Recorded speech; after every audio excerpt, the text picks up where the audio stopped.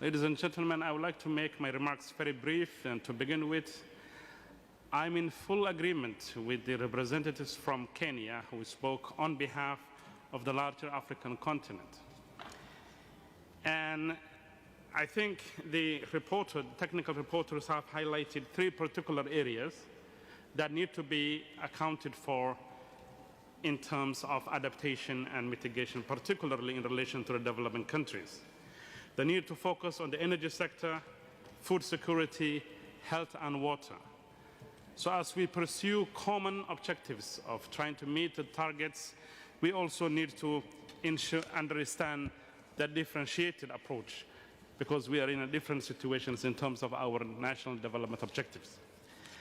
I represent Somalia, but Somalia is in the Horn of Africa, the larger African continent, where 600 million people don't have access to electricity and hundreds of millions are subject to poverty.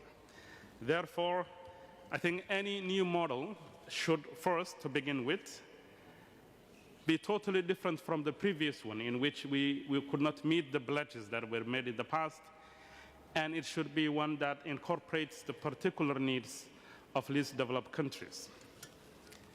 In Somalia, as we speak now, half of the Somali population are living under drought, 7.2 million. We are subject to floods as well as droughts. So we need to have a very specific interventions. And the NDC, our national determinant quota, is at $55 billion for the coming decade.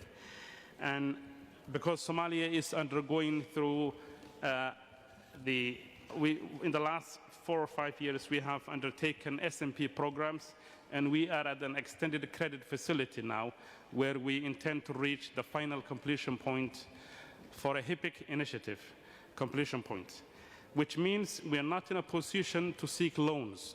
So to answer the question, what are the instruments that can be useful for financing climate change?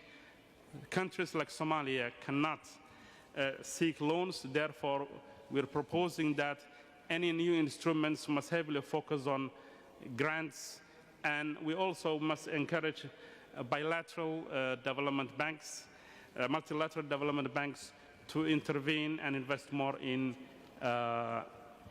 climate initiatives, as they have stated that they have started in different countries.